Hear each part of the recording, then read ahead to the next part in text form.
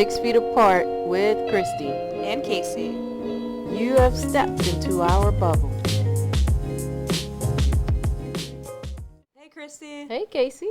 All right. What's going on? Let's talk about something we watched this week, just to kind of ease into it. Let's see. You want me to go first, or? Yeah, go for it. Okay, I'll keep it light this week. Mm-hmm. I watched a lot of things this week, but I think I should let everyone know about my 90-Day Fiance obsession. Okay. So I watched the latest episode of 90-Day Fiance. Mm-hmm. I like to call it like season 1,500 because Mm-hmm. I've lost Is track. that much going on? There's so much content. Basically, like every couple then gets a spin-off show, and you get super addicted, and it's just an endless amount. Yeah. When people are like, should I get into it? I'm like, no, it's so much. Yeah. But yeah, I watched the latest episode of 90-Day Fiance. I know nothing about it. Yeah. The show at all. I mean, I think you've seen like things in that room. in the internet. Yeah. Yeah. Yeah. It's usually an American and someone foreign Mm-hmm. is marrying them, and they come here for 90 days, and it's like a real thing. Like it's a program, like the K-1 visa, like So that's literally what it is. It's Yeah. about somebody getting their visa. getting the K-1 Okay, visa, I the did fiance visa. Gotcha. And they come, and it's a huge process to get the K-1 visa. Like you have to prove that you're really in love, and Right. even though some of these people are clearly scam artists, and then Yeah. you have to get married in 90 days or else they get sent back to their country. So that's Gotcha. not fabricated by the show. That's like a U.S. government program. Yeah. The show is just following these people. But one of the couples this season, actually, the guy's from here. Mm-hmm. Yeah. New Orleans. Yeah, New Orleans. And the girl is from Ukraine, I think. Okay. And yeah, she's like, people probably hate her. She's one of my favorites. I really think it's like a green card situation. But he's kind of like a douche, and and she's just like, I don't know, in charge. Yeah. And she kind of hates it here. She thinks it's like. So she's in New Orleans. She's in New with her? Orleans, Gotcha. yeah. I think it was probably filmed a year ago or something. But, Right. Because She actually, hates it in New Orleans. yeah, she thinks it's like she's very the like Russian Ukrainian women are very like they're really into just like their like self-care and like Mhm. upkeep. So Mhm. New Orleans is gross. Yeah. And the first Laissez-faire. yeah, they went Mhm. downtown, and like she's always wearing these extravagant outfits and just like Mhm. looking around her, and but I'm like, I get it, girl. So she met his family in the most recent episode, and they're in like maybe like Belle Chase or something. Okay. So like them meeting this like Ukrainian woman, and Yeah. it was something. So Interesting. I did not realize that was the premise. yeah, So I thought this was just like, we're gonna give you 90 days to see Right. if you fall in love with this person. I know that's or what I like something. about it. They definitely add so much drama in, but there's always that basis of reality that this is the Mhm. actual government program. Right. So I think they like embellish like how much the family hates the person or all that, Mhm. but like at the end of the day, these people are really here on the K-1 visa in like a completely new culture. Right. And sometimes it's like like an old man with like a very young woman, or even Right. vice versa, like an old woman in the U.S. with like Yeah. a 20-year-old from like Lebanon or Right, something. yeah. Like so. Yeah. It's a wild Interesting, show. okay. But yeah, it's fun. This is the second time they've had someone from New Orleans on Really? it, so it's always fun to see. Interesting. Yeah. Okay. How about Alright. you? What's something you watched this week? So I got back, and I think I talked about this last episode that I was going to get into it, and Mhm. it was Pushing Daisies. And Okay. again, like a lot of people did not get an opportunity to see that show. Writer's strike Yeah. killed it. But I finally got back into it. Man, listen.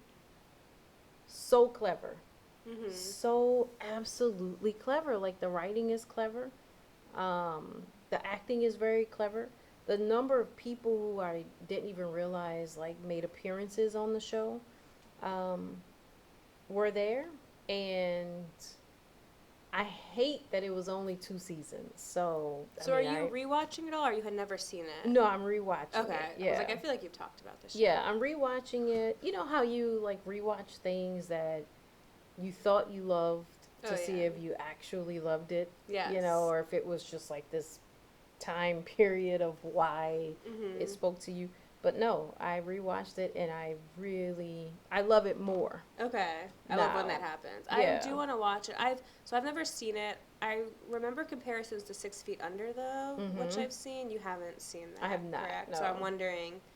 I should either watch Pushing Daisies or you should watch 6 Feet, because I Yeah. really like 6 Feet Under. Yeah, I think you should totally watch Curious how similar. Pushing Daisies. I think you would really. Yeah. And I think because you are like the artist type, you know, Kind of. and I mean, Sometimes. you know, and you definitely have an appreciation for it. And I think if you see the cleverness in the artistry of the show, like it would you would like that. Yeah.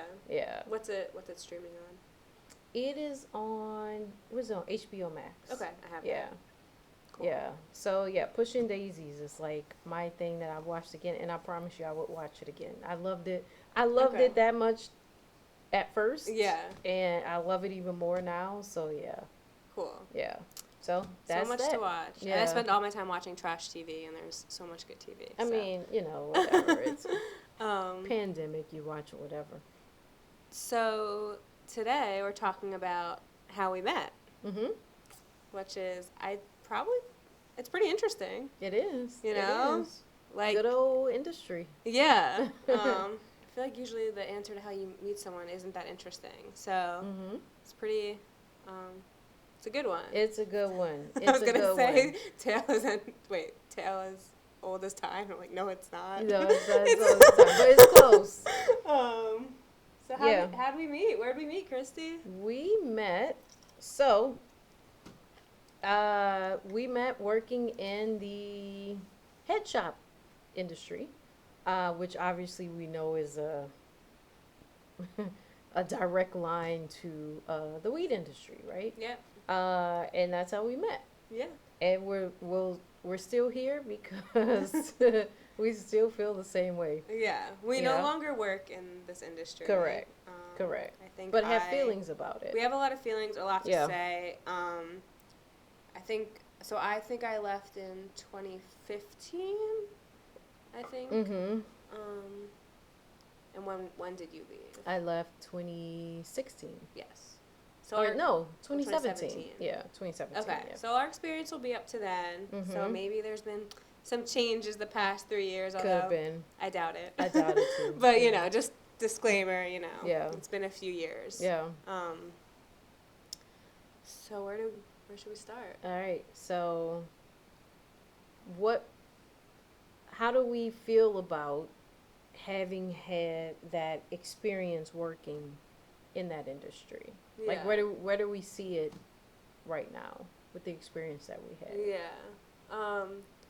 So I'm like, I love that I had the experience. Mhm. I think it was just such a different world. Mm-hmm.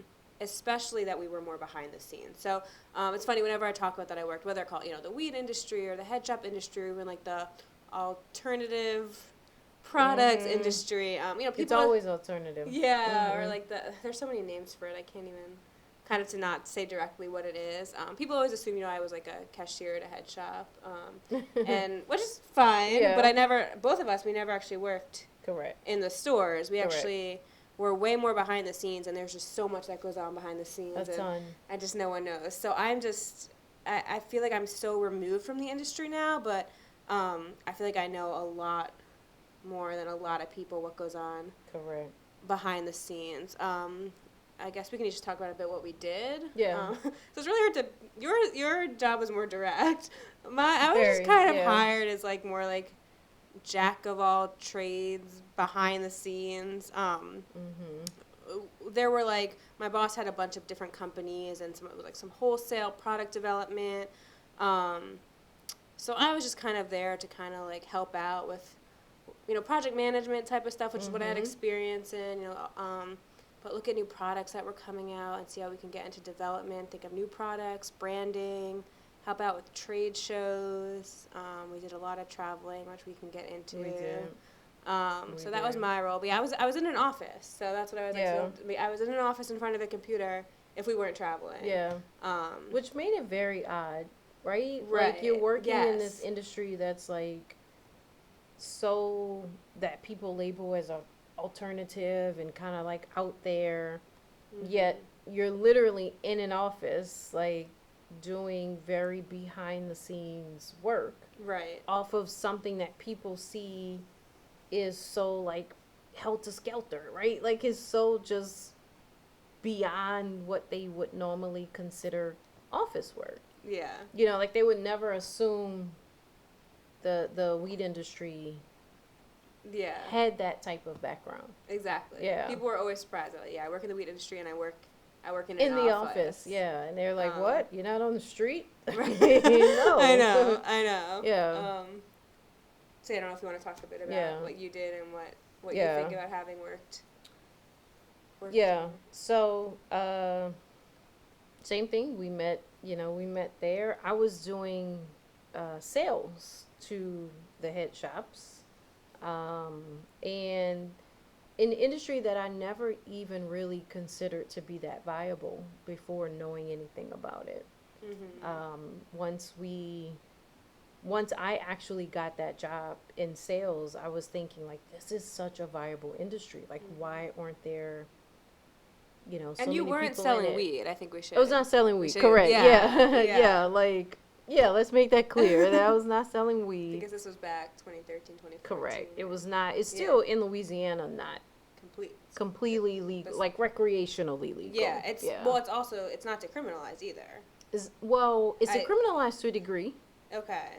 and it is certain ounces, Okay. and it's not fully decriminalized. Like Correct. Mississippi, I think just passed like full decriminalization. correct. We're not full decriminalized, no. No. And We have some medical. we have medical. Yes. And we have a tad bit of decriminalization on certain ounces. Right.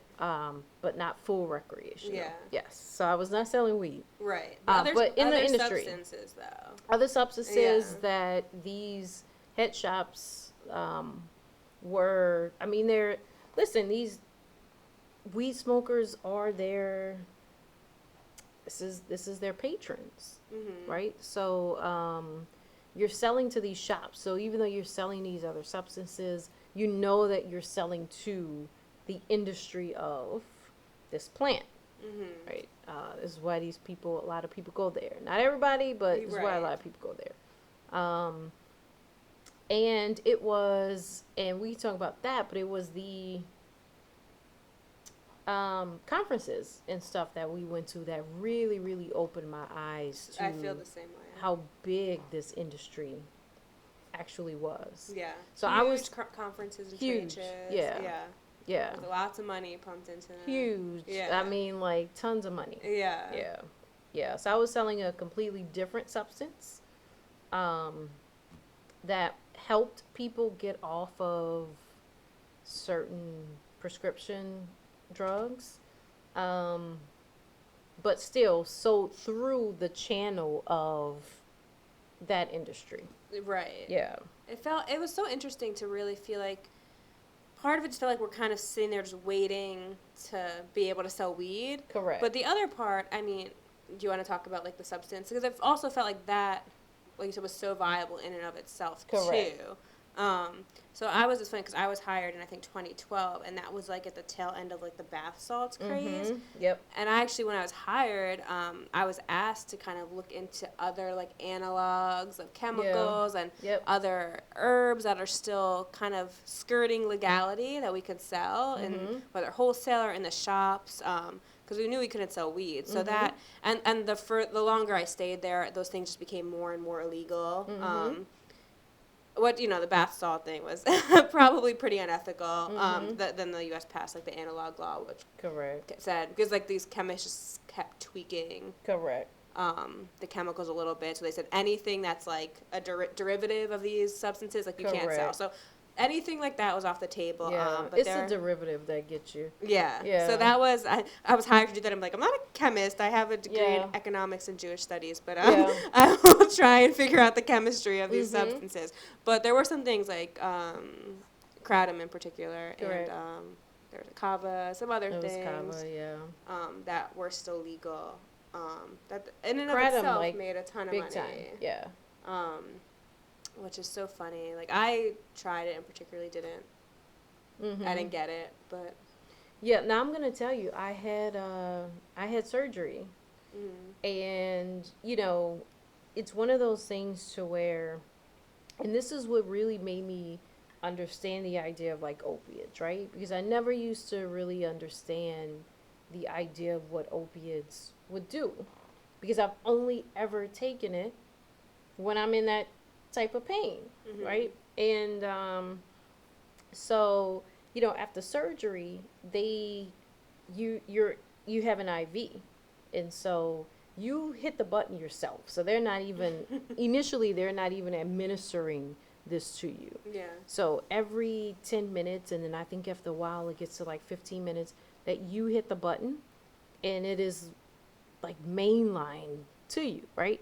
I literally never sat up there and was just like, oh, this feels so great, because I have been cut open, so it's like it matched. But after surgery, trying to, because they try to like take you off of opiates, and but at one point I was really feeling really, really bad, and I had kratom, and so I ended up taking some of the kratom that I had, and I was just like, man, this is really getting me through it helped. That's some amazing. bad days. Yeah. That's amazing. Yeah. So I almost feel, I don't know how much we want to talk about our own drug use, but I just feel like I've just done too many drugs, and I have kratom, and I'm like, I don't get it. What is this? But maybe if I was in a situation like that. Correct.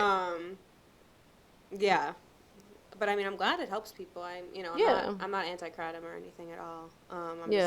It was hard to be in the industry in Louisiana and just really have no path to, really be, selling weed and Correct. and having access to it, because it's illegal here. So that was always kind of a bummer. And you'd go to these conferences, and most of the industries, in California and Colorado Washington, Oregon, and everyone just is so used to the legality of it. Yeah. Going to those conferences in Colorado, though, was on another level. It's the first time that I walked into a space where they're selling weed, you walk into this space and it's just like you get to pick. I know. And whatever we were there want. at like the beginning of it. I think you didn't come to the first Cannabis Cup, right? Correct. Yeah. So that was funny. We got on a plane to Cannabis Cup like right when weed was like recreationally made legal in Colorado. So they were promised like you'd be at a Cannabis Cup like there, you'd be able to buy weed and all that. But I guess like the law was passed, but they were still to like work out the kinks in it. So it's like at the last second, like all the vendors had all this weed to sell. Yeah. And the last second they were like, oh, the laws aren't like fully done, whatever that means. Yeah. They're like, so you guys, they're like, again, all these vendors put all this money to sell weed to like, I think like there were like 100,000 attendees. Like it was insane. And they're like, you can't. So it was like, this was the day before. It was a huge commotion, but basically these vendors got around it by like selling other random things and like giving away free weed. Correct. With like, buy our shitty ashtray and here's a bunch of weed. But yeah, it was just then people had so much because it definitely did hurt that like we ended up being like, it was a month off. Like I think it was a month later they'd all be able to sell it. There was just, people were just giving away. And like you said, it's like so, when you live somewhere that it's illegal, it's just so hard to get. Like it's just so different. So freeing. And just that it's just like flying around like nothing. It's so different.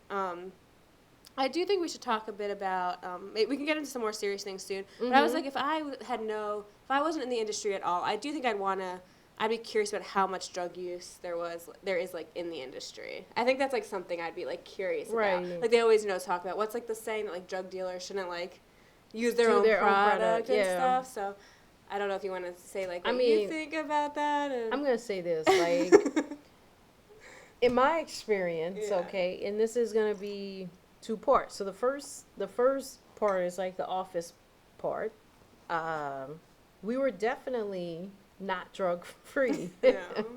So that that's one thing, because you have somebody, you have an office and you have space that is committed to the idea that whatever you want to do in whatever moderation you do it, that does not hinder your life one way or the other, then you're fine, right? I mean, this is where we were, right? You get up, you come into work that morning, you do what you have to do. However high or drunk you get, right? But shit is accomplished. Right. You go home, you do whatever you have to do, but you're back the next morning. And so that is the environment that we lived in. It was just like explanations. It's funny.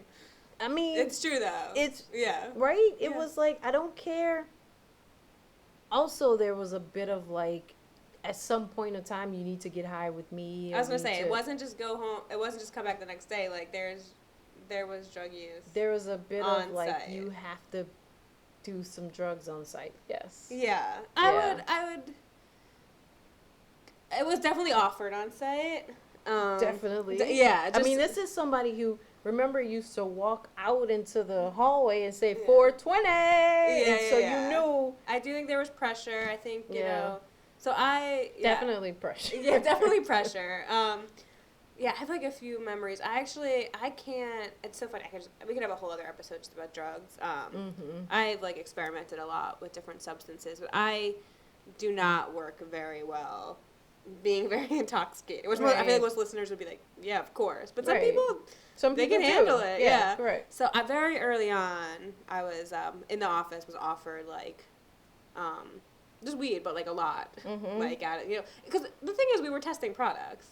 There was like some validity in what we were doing. So like so many companies would send us products and see if we, you know, our boss wanted to put it in the stores or if we wanted to redistribute it or whatever. So we wanted to test things. So we were probably testing. I mean, okay, you know, it was part of it. Yeah. So there was some like bong, and I just can't smoke that much, and I just like I was like on a couch in the office, and I was like, I can't work, and I was like, it's okay. So like from that time on, I was like, I just can't be this high at work. Yeah, like, it's too much for me. Like I don't want to work when I'm that high. Some people are fine. I don't want to work. I couldn't do it. Yeah. You know, at some point in time, it had gotten to the point to where you did not look like you were a committed worker.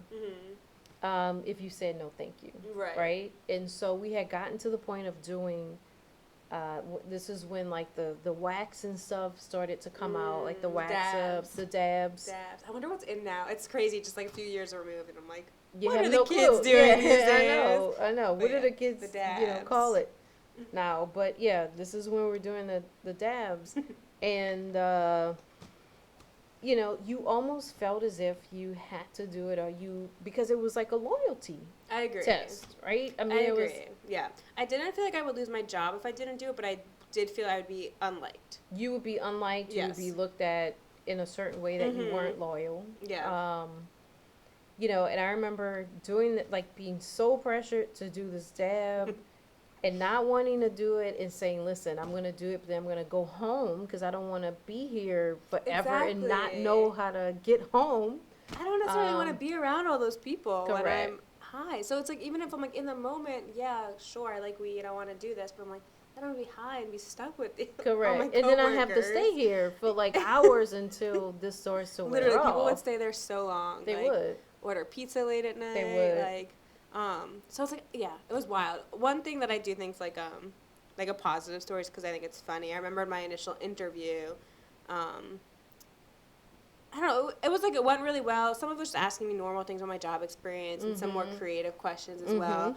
And I actually might have been called back for a second interview, but one of the last questions he asked me was like, do you do drugs or do you smoke weed? I don't remember the exact question.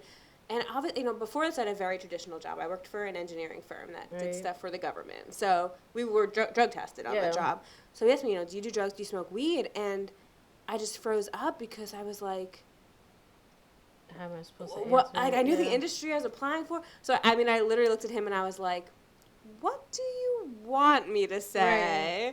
And he actually like cracked up, and another employee, like another manager was in there, and they thought it was really funny because they definitely get a lot of people that get really scared when that question's asked, and now knowing them at all, they're just doing that to like see how much they can like scare you. Of course. And, like, so I said, what do you want me to say? And then whatever his answer was, I could tell that he was like, you can tell me kind of thing. Exactly. So that was really cool, I thought. So, you know, I said, I was like, yeah, I've experimented with a lot of drugs.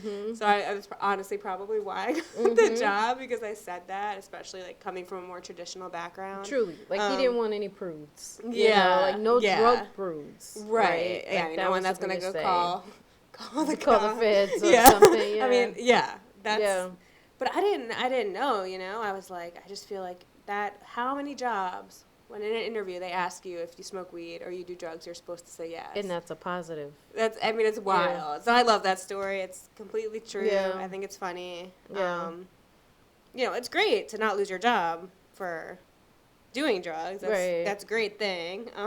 Yeah, it's also like though this idea of though your loyalty being Mhm. based in you doing drugs with your boss Yeah. starts to kind of really Oh turn yeah, it's things, crazy. I mean, I just remember I mean, this was it because it had gotten beyond weed, right? Yeah. And so, I just remember a time like going home, I was like really, really high because I had to do this dab. And, and they really, when they did the dabs, like it was intense. Mhm.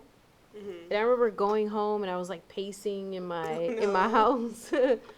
And my poor dog, I realized how much he licked me.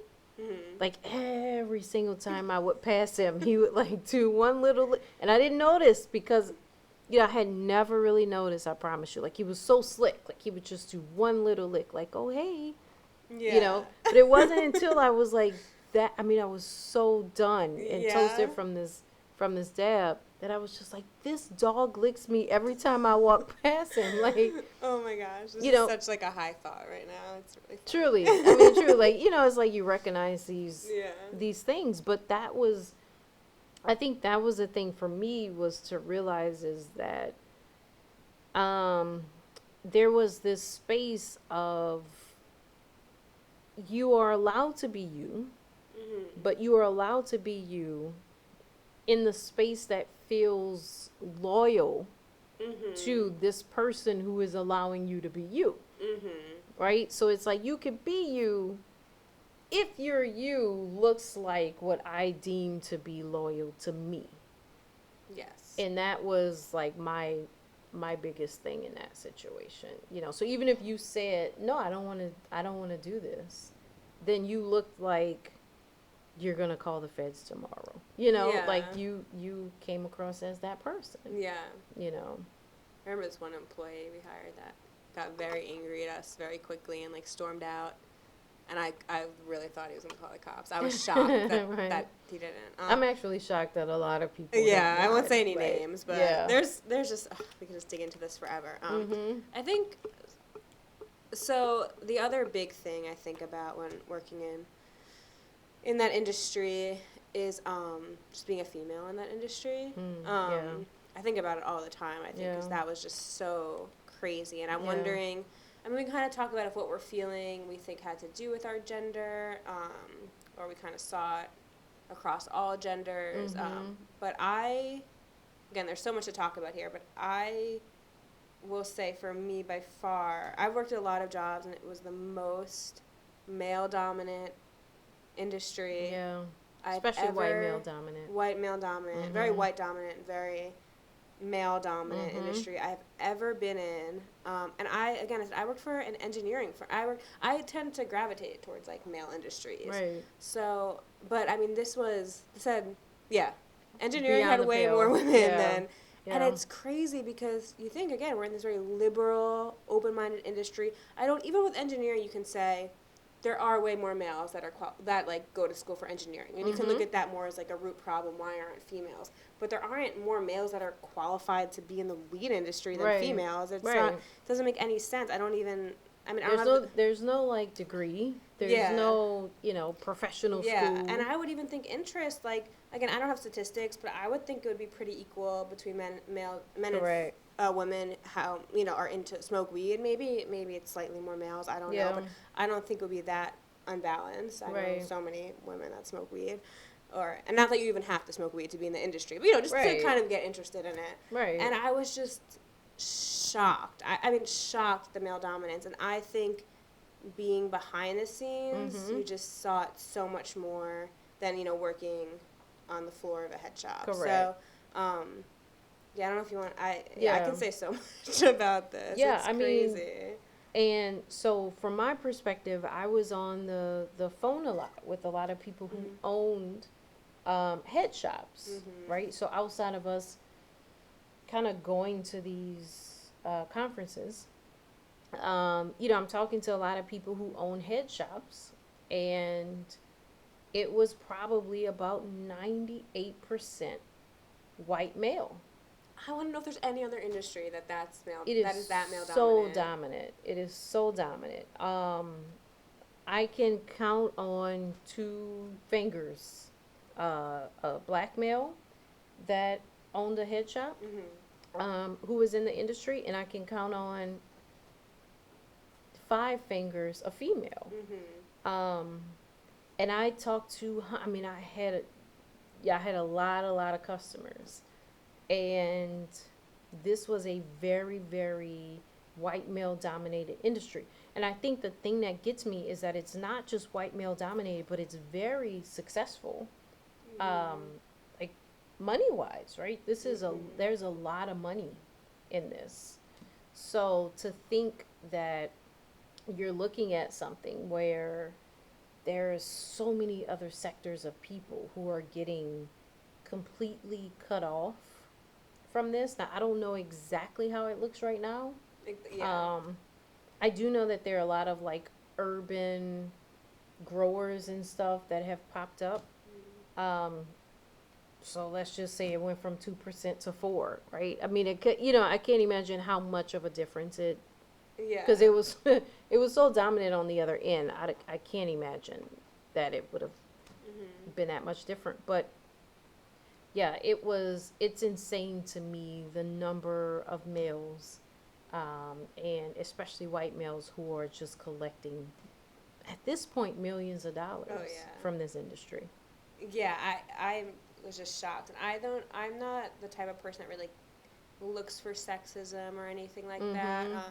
Again, I think I worked for an engineering firm, and even though it was mostly males, like I felt comfortable. There were some other women, and I'm just not one that looks for it. And for me, in the office, you got a sense of it being on the phone with so many people. Right. But for me, it was when I started to go to these conferences. Yeah. And the only other women besides us, literally, there was thousands of people working there, were just trade show women that were hired to stand there. Yeah. In Look little pretty. like bikinis or Yep. bras and like hand out samples. Yep. I mean, there were no other Yeah. women that were actually like doing any other work besides that. And they don't even Truly. work in, those women don't work in the industry. They're just hired as like trade Correct. show girls. Like, I just felt, and then And even, remember, we ourselves hired yeah, women, or at least one particularly. our company hired someone like that as well. Our company, yeah. Yes. To do the exact same thing. So, I mean, we were like, had more of a masculine role. Right. So it was kind of funny because when she'd come along with us, she was like, like a female with us. She Correct. would, but she was hired, to stand there and, look pretty. Look pretty. Yeah. And there were no other women. I was just shocked. That and the imagery, that's of the industry. I'm like, are we stuck in like, I don't know, like 1990? Yeah. Just all the imagery feels so dated, like big posters of just like women in bikinis with like fancy cars and just like, huge boobs and just like with like selling their like weed or kratom or whatever. Literally. That was the imagery all over the trade shows. Literally. I felt like I went back 20, 30 years. Yep. It's like such a liberal industry, and it's like stuck in this. But it's still sexist. And it's so weird because like I would want to buy weed, and none of that would appeal to me. Yep. At all. And that's the thing, is that a lot of people, like we're saying, don't see that background, right? So people see weed in the industry as being very liberal and progressive, but they have no clue that you don't have a lot of people of color in the industry at all. At all. You don't like have we were a lot the of only ones. literally. You, and then we also had a black male Exactly, coworker that came along. We had the most. Yeah. Honestly, we had the most diverse. We did. Like group of people that came along with us, and this is why people looked at us so strange. All the because time. We were literally the rainbow. The looks we would get. That's why. Yeah. I mean, because we were the most kind of diverse group of people. So people really think that this is this progressive plant, right? This is such a progressive industry, when in actuality it's very sexist. It's very segregated. But nobody sees like that that background. Right. And so it's almost like you need to have laws in advance of some of these laws that are going to come into place where it becomes legal, to make sure that there's equity amongst growers, and all of that, because right now the industry is very heavily dominated by white males, like 98 freaking percent. I mean, I'm like, I wonder. I'd show me an industry that's not more. correct. Yeah, I know. I worry. So I don't completely know, all the states and how the growers get their licenses, but I know I've read a bit about like how they think Louisiana is going to go, and it just makes me nervous because if Louisiana does become more legalized, it's still going to probably be very controlled, and the government will have the government will have the authority on who they give like these licenses to and Right. stuff. Right. And there'll be a lot of nepotism and No doubt. yeah. I Yeah. mean that's kind of Louisiana for you. Yeah. So yeah, that is going to be a problem Yeah. of itself in an industry that are all the players in the industry. Yeah, it's weird, and yeah, like for the imagery, and you go to these trade shows, and if your company, you get like tickets to go to these like parties at night. There'd be like a trade show party, and just Yeah, like forgot about those. with these just like actually. women walking around, and I'm Just like, shot girls. yeah, That's it. Yeah. Yeah, Yeah, just it's shot a girls. really strange industry, and it just doesn't. I don't know. It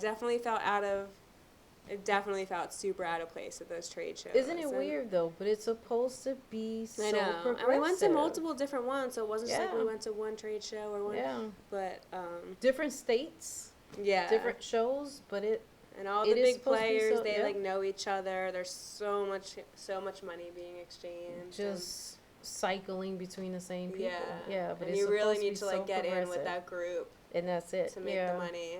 Yeah. Yeah, It's so crazy how, people really, and you wonder like the aversion to it, from people who really believe that somehow this is like, it's just gonna bring all the riffraff, and I'm like, you have no clue. This is, Yeah. it ain't no riffraff here at all. This is the same type of capitalism, right? It's the same type of structure of white male dominance, of money dominance. That's just cycling between. Yeah, but there is I guess you could be said about a lot of other industries as well. But that's why it's so old school to me, because it's definitely that like capitalism, white male dominance, but it's almost like industries that aren't under, kind of on like teetering on the edge of legality. They've at least like put on a facade of progressing more. There's more like diversity quota. Right. Like at least their like marketing is modernized. Right. And this really made me feel like I brought back to like Hugh Hefner. Like Yeah. just there is a level of like skis to it. Like it's just like it's a really weird place. Yeah. It's a very really true. weird place to be. Yeah. It's not, I wouldn't say like a riffraff, but Yeah. Very true. I mean, and for me personally, I have a feeling about it on the way of how dominant it is, how very white male dominant it is. But then you have so many, like just regular folk, a lot of black people, a lot of people of color who are in prison. Yeah. Right? Like locked up and some of them with life sentences behind ounces of weed, where you have an industry where this guy over here is making millions behind the exact same plant. Like he may have signed his name on $125 license that he sent into the Secretary of State, and somehow he's worth all of this money and get all of these loans and everything else, where you have so many other people that's locked up. Yeah, it's like I cannot believe that releasing people that are in prison for weed is not more of a conversation of weed legality. Like I can see it get brought up every once in a while. Very, like, very how? rarely. It doesn't seem to actually be making any. No. How? How can we like? No. And I don't even think places where it's legal they're releasing people that are. And that is, I can tell true like advocates, right? When I Yeah. see somebody post something about weed legality and somebody else saying, then you need to open up the Me jails and let too. all these people out Me who are. too. How could you not think about I mean, that? is anyone actually in America at the point where they think people need to be in jail for smoking weed? Like, Can how? you imagine that you have, let's just say this is, as it is right now, it's like on different state level, Mhm. right? So imagine that you have one state where somebody can live happily and healthily and make millions, Mhm. and another state, it's so criminal that this person is in prison for the rest of their lives for literally the exact same thing. Mhm. Something is wrong with that. And we're not exaggerating. There are people Like, in. not I think exaggerating at people do all. not realize that there are maybe people in more liberal places, younger people. That there are people in prison for life For life. for marijuana For offenses. marijuana, where you have other 100%. people who are living. You remember your first trip, right, to Mhm. California? Yeah. That guy who is in this house on the ocean that Mhm. was gorgeous and beautiful and everything else, in that same industry, right, Mhm. where they make millions and millions of dollars, literally off the exact same thing, Yeah. where somebody else is locked up for life. I That know. doesn't make any sense I to don't me. know why there have to be so many hurdles to letting these people out. I mean, it's so easy. Yeah. Obviously, there's a huge issue with our prisons and I mean, weed. You know, if Like literally, yeah, come weed, on, I can't.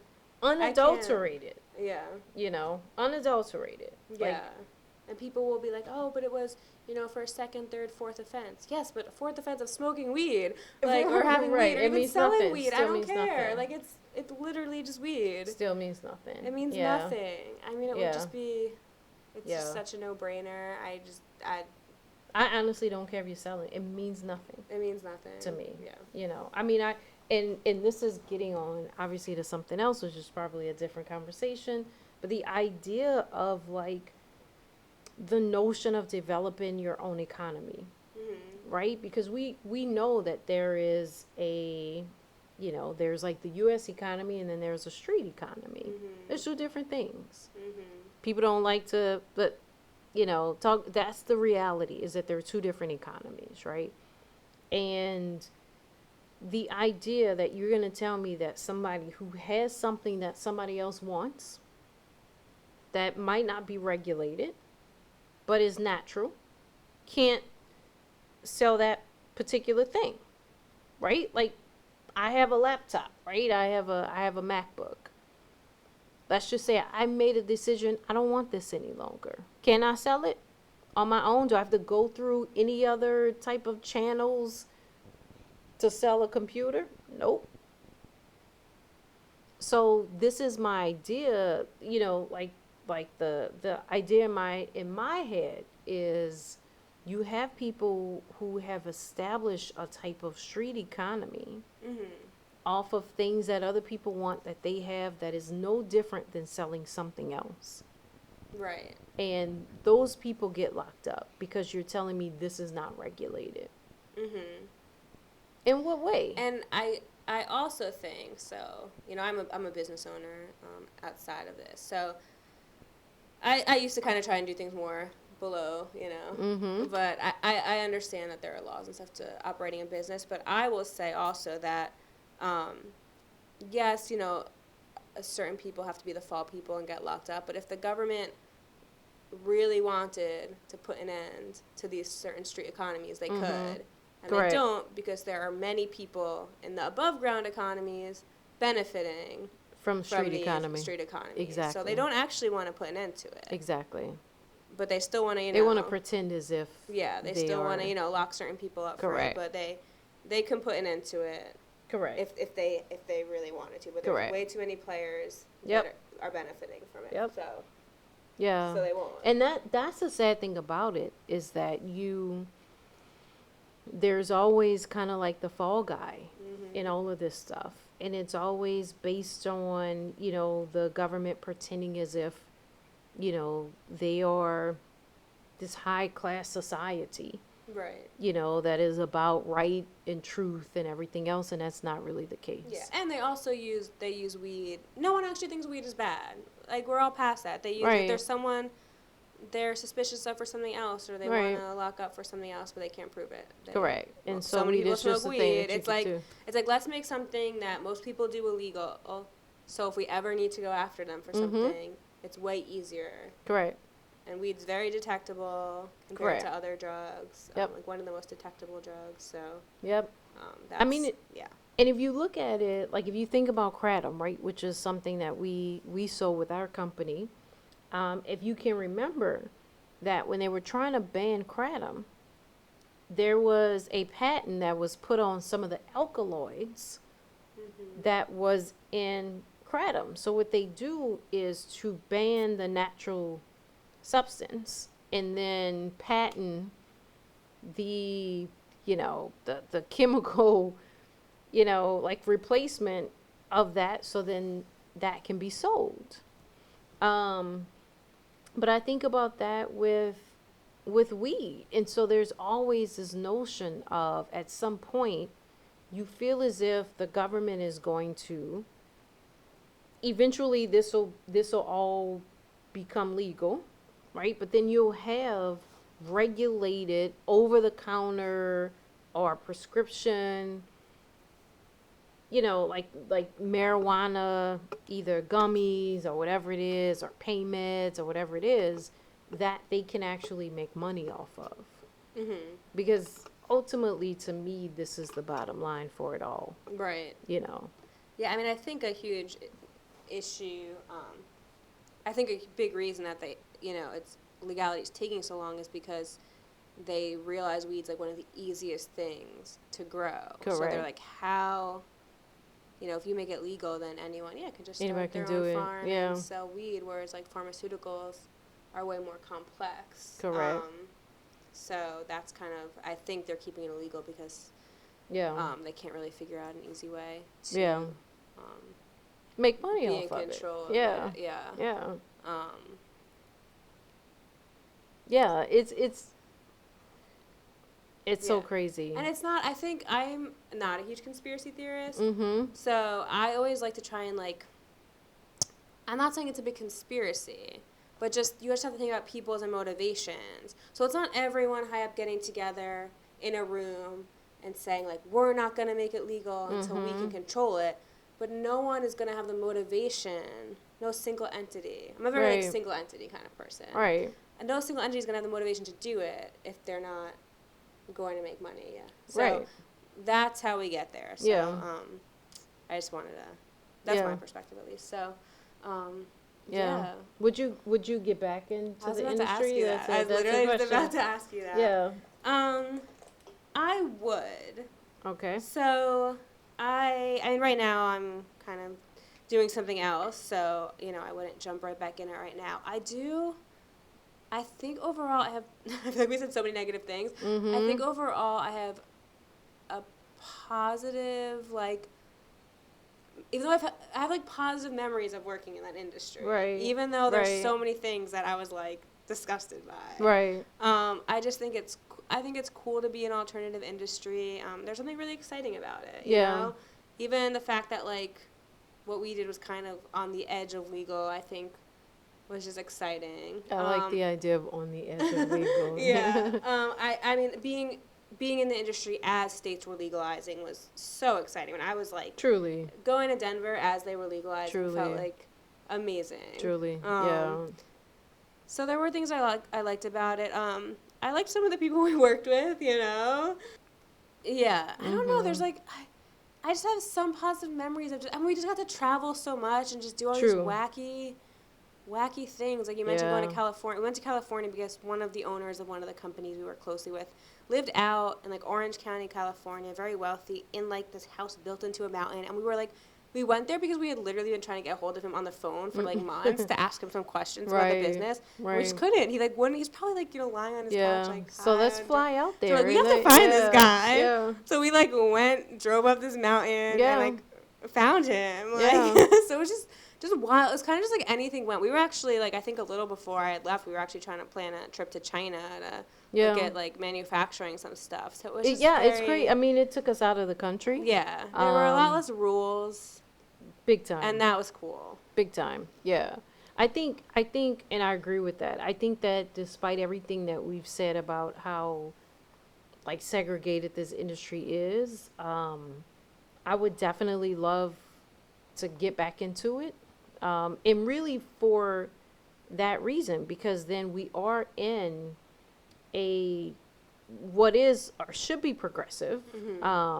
So then you take more women, you take more women of color, you put us back in there.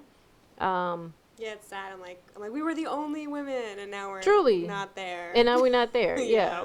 Yeah, but yeah, for that reason, I mean, I agree with you. It was liberating in a way to where there wasn't any boxes, like whatever you were doing, whoever you were, whatever existed, then that's just what it was. Everybody just blamed it on the weed, and that was it. Yeah, Like you we had went on, coworkers that would end up in jail overnight, and we Truly. would help get them out, Get 'em and out just and get them back to the office. come back to work. Come right Yeah, back to work. like, Spent the night in jail. Come right back to come work. back to work the next Um, morning, and we went on, Yeah. right? I feel like I like yeah. situations where something that can be like, oh, I can see, like, I feel like I'm in like a movie right now. So Yeah. I think there's like some of the crap I like that. I've worked a lot of like mundane office. After that, Yeah. I went to a very, very boring office Yeah. job, and it was Yeah. just. Then you took it upon yourself to change that. Yeah. Mhm. I'm now one step past that. But so yeah, I mean, I think It's so if I had different. more control of the Mhm. situation in that industry, it can be cool. I agree. Yeah, I mean, I'm now thinking about the coworkers in jail type thing. We've had multiple coworkers that turned up in jail, and we're just like, such and such is in jail. We get them out, they come to work, and we're just like, you're so stupid. Why didn't you do this? And then we go on about our day. It's Yeah. crazy, but that was our life. Yeah, and more of like a job standpoint, and this isn't related to the industry, but I do like product development, so I'd like, and I think I would be interested in that in like another industry, but I like that we would just like get set products and kind of Right. see, if we wanted to use them, like I said, we were working with China to like see if we wanted to adapt any products in any Right. way, so that's exciting. Yeah. It felt like a new adventure. One day I was a Yeah. chemist. That's another thing. Yeah, like we turned into different people depending on what was needed of us. So yeah, we became chemists in some cases. Tester.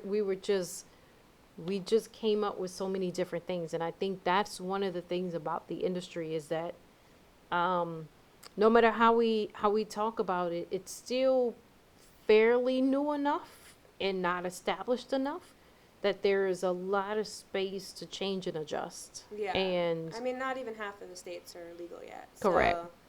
So it's moving slower, I think, than Definitely. I thought. So yeah. especially if eventually becomes legal here, I would love to see what that looks like. Mm-hmm. And I Because- think that there was a bill that was recently introduced, like on the federal level, Yes. that would make it legal across every state now. Yeah. So I know Yeah. something. This is actually maybe old. Something was passed on the federal level that the feds can't like go after states anymore, or can't. If people are following the state's laws, Yeah. the feds can't go after them. Yeah. Because when I did that trip to California to go find the man That in the guy. mountain, Yeah. that was like right after California had passed medical like maybe 5 years before. Mm-hmm. So there were medical dispensaries everywhere, but they had a very loose term of medical. It was almost recreational because anyone could get a medical card. Right. And I think like a few months before I had gone, that was when the law wasn't passed yet, or the feds came and swooped in and shut down. So when I had gone, there was just these shuttered dispensaries Yeah. everywhere. Yeah. And it was like really sad to see that. Yeah. Like, so after that had changed, where states had more power to kind of change the laws of their Right. state. I need to look into what you're talking about, the federal stuff, because Yeah, there was when a bill that looked was at their recently introduced. Okay, yeah. Because I just feel like there hasn't been much progress in anything, really making a lot of headway on the federal level, which I was always like, because I think we're at 16 states legal. I was always like, once there's a certain amount of states, I think federal, It'd be we down. have Yeah, to. like we're good Because from it's like here. people Yeah. don't even, I just have friends in like Oregon, and they're just so used to it being legal. It gets confusing, I mean, and worse, Americans travel, not now because of the pandemic, Right. but Americans travel so much. It's Yeah. like, it gets confusing. It gets at this confusing. point. It does. Imagine, It needs to be federal level. yeah, imagine if Yeah. there was a state that alcohol was illegal and you went and drank and got locked up and you were Yeah. like, I don't even know. Yeah. So, I mean, I came from New Orleans, right? mhm. I lived in Dallas for a number of years, and I remember the first time I tried to buy alcohol on a Sunday. And they were just like, well, initially I think I'd gone out and I tried to take a bottle of water out with me, and they were just like, no, you can't do that. I'm like, what are you talking about? And they're like, oh, we have no open container law. I was like, what? I'm used to New Orleans, right? You walk with your cup. Yeah. But same thing, I tried to buy liquor on a Sunday, and it was just like, you can't do that. Only wine or beer, only after 12. I'm like, what? I know. I don't even. We have some of the loosest liquor laws in New Orleans, so it's Yeah, confusing to go. it is very confusing to go someplace else. Yeah. But yeah, I mean, I think it's but that can't get me locked up, Mhm. right? Exactly. Whereas marijuana laws can get you locked up, and so I think that is where there has to be, because I am not settled and will never be settled in the way where you can have somebody, again, making millions on one end and somebody in prison for life on the Yeah. other end for the exact same thing. It doesn't make any sense to me. I will never be able No. And to it's put just that being swept together. under the rug. Again, I think a lot of younger people that are now used to, weed legalization and decriminalization don't realize there are people in prison for Something for, that for minor. weed. Yeah. Yeah. I know. Yeah. Yeah. I mean, I don't know. Like it is something that, like I said, I wouldn't mind getting back into the industry. But it would That should be definitely, part of it. Like anyone working in the industry, any company that's making millions in the industry should be involved in, in the advocacy, activism of exactly yeah, releasing people. Yeah, and I know Yes. this is really sad, but if we do go to the way of legalization and going into the future, like more people aren't locked up for weed, that's great. And I just think people are kind of settled for that. Like, okay, the people that are there now they'll die off, and that will be that, and let them out. Yeah, I'm not okay with No, that. I'm not okay with that. Yeah, either. I'm not but okay this with year that. has made me kind of pessimistic in terms of how we Truly. feel about our elders and Truly. all of that. So. Truly, yeah. Yeah, but I am of the stance of, if you're going to advocate for legality, then you need to advocate for the jails opening for people who are serving time, and especially life sentences or long sentences for the exact same thing. I feel like agree. they go hand in hand. And I feel like Completely. it's irresponsible to say this should be legal but forget about the people who are locked up because of Yeah. it, It'd be so cool in the future if we did an episode and had someone that was working on that side of it be able It'd to be amazing. talk with us about it. So Yeah, something yeah. to think about. Yeah, it'd be amazing. I would love to find a list of people who have been, even in various states, Yeah. who are locked up on charges of that. Yeah. And then, So I mean, I think I've been to Angola because they have a rodeo. This is I had don't an know if I should uncle get who was into in this. You Angola, haven't, yeah. Florida, yeah. So Angola is this used to be a plantation, right? And now it's a Prison. death row prison in Louisiana. Like just one of the most awful. There's documentaries and stuff about it. One of the most awful prisons. Absolutely, yeah. It's on the level of what's the one in New York? You know what I'm saying? Rikers. Yes. Yeah. But they actually have an event that you can go to. That's like a rodeo. Which is also kind of shitty. Oh, it's so shitty. Yeah. I don't want to go totally into that now. But when I first moved to Louisiana, I was like, I was like, oh, I can go to this prison and meet the prisoners and watch them in this rodeo. Yeah. Like, that's wild. Buy some of the stuff that yeah, they're but you can making, talk to a lot of them. And, I mean, I talked to some that said that they were in there for weed charges. Hardcore. I mean, Angola is Hardcore. hardcore prison. Hardcore. Yeah, and you're in It's there one of for them- selling an ounce of weed. Yeah. Yeah. Maybe selling an ounce of weed twice, but Twice, 2-3 times, Yeah. but I'm still like, let them out. no, of course. Yeah, I know. yeah. I'm trying to be accurate, but show the ridiculousness. Correct. Of it Yeah. At the same time. Yeah. So, Yeah, I get it. Yeah, it sucks. Yeah. So everyone should look into that and see Agreed. how they can help.